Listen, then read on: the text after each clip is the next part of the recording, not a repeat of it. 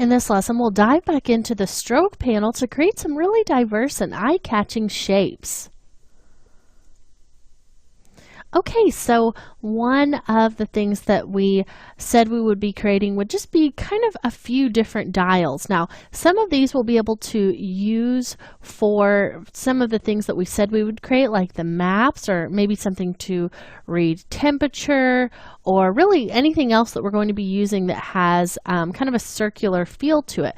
But the approach I want to take is, instead of designing each of these one by one, I want to design several outside pieces that we can then combine together to create different combinations of those pieces and ultimately have lots of different shapes for our dials. So I'm going to show you how to do that first off using the stroke panel. So I'm just going to kind of zoom in here and start out about the size of kind of this area right here that you see, just kind of as it compares to the apps that we created. So come over here to your shapes and let's choose the ellipse tool. And I'm just going to start drawing a circle. Now I'm going to hold Shift to make it a perfect circle and Alt so that I'm drawing it from the center. And I can hold the space bar down as well to change the position of where that's being drawn from. Once I'm happy with that, I'm going to switch this over to a stroke instead of the fill. So now I have just kind of this thin little skinny line. And I'll go ahead and select the whole thing and then come over to my stroke panel. Now what I want to do is increase the weight of this and then start playing with my dashed line options. So we'll kind of pump that up just a little bit and then come down here and choose dashed line. Now you can see that automatically this kind of gives us your typical dashed line, but we can customize this a lot further and make it feel a little bit more like what you might see on some kind of a dial with lots of tiny measurements. So I'm going to go ahead and make this even larger, maybe something like about 15. So it's almost taller than the gap is wide. Now we need to go in and change how big the dash is. Let's try a 2 first. And that looks really pretty good right there. Maybe put a 2 for the gap as well, just to kind of break that up a little bit more. Maybe a 3. Let's see if that gives us any more room. That looks pretty good. I really like the way that that looks. If I zoom out, you can see that it's still readable as a dashed line. So that's perfect. That's exactly kind of what we're going for here. And there's lots of different ways that we can control this and change it up. So maybe I want to make another one kind of over to the side of this. I'm just going to grab that ellipse tool again. And this time, instead of having just a really uniform look, let's really change it up and have lots of different measurements here. So maybe the next dash that we have in this is maybe 10 pixels wide. So now we have kind of an alternating look there. And then we could maybe put another gap in between here that's, let's say 15 for that gap. And you want to make sure you have the shape selected every time that you change one of those options. And maybe we could do like a 3-point dash again, and then maybe put a gap back in here that's maybe 5. So now we've created just kind of this look of a really varied looking piece. Maybe we can make this one a little bit smaller. And there's just a lot going on here. Really feels like we've got a lot of different shapes that all have a very different looking feel to them. Now we could maybe select it again, and it looks like our largest gap that we have is this big 15-point gap. Then we have a 3-point gap and a 2-point gap. So maybe if we come in here and make that 3-point gap bigger as well, maybe we could change this to maybe like a 20.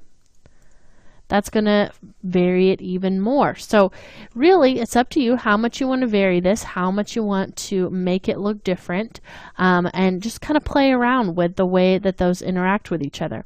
Now let's create another one that's very similar to this. I'm actually going to base it on the one that we've already created. So I'll just select it, hold down Alt, and drag over, maybe make the diameter of it just a little bit larger. And let's just take the weight of it down. so that the outside edge of it feels a lot smaller. So now we have something that looks like this. And these two circles look totally different simply because we changed the weight, but the dash pattern is exactly the same. Now if you want to vary that a little bit more, you could always go in, maybe change that first dash to something like a 10. So now we have two 10-point dashes. We've got 10 right there, 10 right there, and then a 3 right there. Maybe the 3 we might want to make bigger, or maybe you like having that small little bit in between, so you could leave it like that as it is. It's really up to you how you want to customize that. But you can see now just really quickly we've gotten 3 very different variations on this look. Now I kind of want to go back to sort of where we started, and I'm just going to come back in here and duplicate this same one that we have, maybe make it just a bit smaller in diameter. So I'm just holding Shift and Alt while I'm scaling that down to do that. And I'm going to come in here and just delete all of these, so we're back to just the first 2 measurements of the dash and the gap, so it's very symmetrical looking. And instead of having such a large gap in between here, I'm going to turn this down to, let's say, maybe 15. And then what I want to do is add a cap to this. So I'll come up here, choose the round cap, and you can see the difference that this has now from this line to this line, just with that rounded cap. And the key here is just getting a lot of diversity in these. So I'm going to hold down Alt and duplicate just to kind of drag this over here. And then I can use my Align palette to select both of those. We learned how to use Align in the last lesson. Just go ahead and grab that horizontal Align center and also the vertical Align center just to make sure those are perfectly on top of each other. Then I'm just going to choose the one on top and hold Shift and Alt to scale it down slightly. So now we have another set of rings just sort of on the inside, and they're offset just ever so slightly. So really kind of interesting look that you have there just by making a very, very small change. So you could do a similar thing. Maybe if you changed it, maybe the dashes on the inside, maybe you want them to be a little bit different. Instead of the 15, maybe do a 5 gap for that. So now that looks slightly different. You got smaller gaps in between everything. It actually makes it look a little bit more symmetrical somehow. So many possibilities. Now maybe another thing that you want to do is maybe we want to base something on this one. Let's go ahead and duplicate this one. So I just Alt dragged this up, and let's put a lot more gap in between here. So maybe we'll do a 20-point gap with just that 2-point dash, so we have really wide gaps in between everything. And then I'm just going to create another circle just kind of right in the middle there, and instead of having a dash line on this one, I'm just going to uncheck that option, and we'll take that stroke all the way down to a 2. So it kind of looks something like that. And then I'm just going to scale this up holding Shift and Alt until this kind of just starts to touch the edges of those pieces. Then let's go ahead and duplicate it again. So I'm just going to hold Alt, hit the up arrow, then hit the down arrow with nothing else held, just the down arrow by itself, just to move that right back down into place.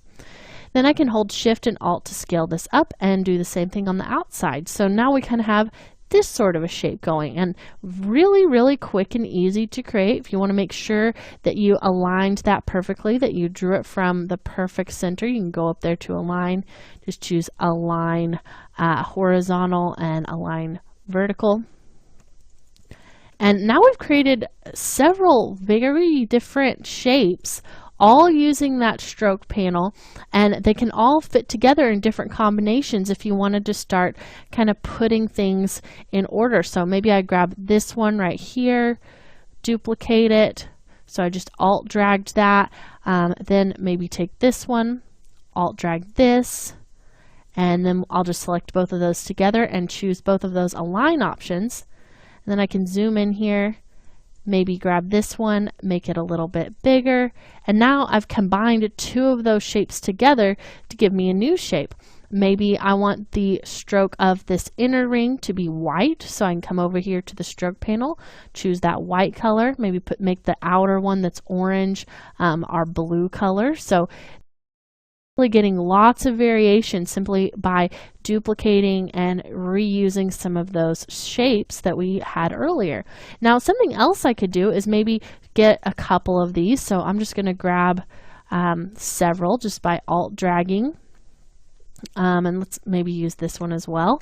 And then we'll just put all of those together, grab our align tools, and then let's see maybe what we can create here. So this kind of outer shape needs to be on the outside. Maybe I want this one to be on the inside. Just kind of, I'm just playing with the scale and how these relate to each other. And maybe what I want to do is actually delete some of these pieces and just use part of the circle and not have a circle that goes all the way around. So an easy way for me to do that is just to select all of those paths, go up to Object, go to Path, Outline Stroke, and that's going to give me the outline of all of those, and I can start to break them apart. So if I want to do that, I can just select that, right-click it, and say Release Compound Path. And do that for my other shapes as well. Release all those compound paths. And now you can see I can select each of those little pieces individually. So maybe I want to just kind of grab a big chunk of this on the corner and just delete it. So now I kind of have this half circle shape. And maybe once we bring that in to be animated later, maybe they're going to move differently from each other and kind of keep that same rotation, but they're all going to be moving in different directions or something like that. Maybe this is what we could use for our temperature scale. So kind of if you look back at the sketches that we had earlier, we kind of had something that sort of looked like that had kind of more of a look on one side that wasn't really symmetrical with the other side. So this could be perfect for that. We could just maybe come over here, grab our type tool, type in maybe that same 45, scale this up a bit. And if you are on the PC and you want to put a degree mark, it's easy to do that just by holding down the Alt key and quickly on your number pad hitting 0176, and that's going to give you the degree symbol. So that's going to make that really obvious that we're talking about temperature here. Maybe scale that up just to make it fit in the shape a little bit better. Maybe turn this white, turn off that stroke. So that now looks really, really interesting as a shape, and you can even come in there and maybe start to change the colors of some of these outlines. So if you do decide to ungroup those, it's maybe going to be a little bit more difficult to group them all back together. Again, you may have to do a little bit of hand selecting simply because it's going to be a little bit more time consuming once they're this close together to try to draw a big box around the ones that you want to be grouped. So now that I've deleted from that selection, I'm going to go ahead and regroup this together. So I'm just going to hit Control G, and that's going to create that group. Now I want to make sure that I have my selection tool whenever I'm creating that group. So just with that selected, hit Control G, and now I have a group created from all of those shapes. And now it's going to be just a little bit easier for me to get to those middle shapes, just kind of by adding to my selection as I go. And I really just want to make sure that at the end, after I've selected all the shapes that I want to be part of that, I don't have that middle shape selected there because that's all been grouped together. So now I'm just going to hit Control G again, and now all of those shapes have been grouped. And now we can do the outside really quickly just by drawing one big box and then deselecting the two groups that we don't want, hitting Control G. And now we have 3 groups that we can grab really quickly. And now it's much easier and faster to change the coloring of those pieces. So I can just come in there really quickly, select the whole group and choose the color that I want those shapes to be. So really easy. Just kind of have to think it through as you're working. Now, sometimes it's more difficult when you do what I just did, where you delete everything kind of all at once, and then you have to go back in and sort of rebuild those groups. But it doesn't take too long. Maybe it'll give you some time to think about the next set of shapes that you'll be creating. So in this lesson, we learned how we can use the stroke panel to create a vast array of dashes and lines to make interesting dials for our menus.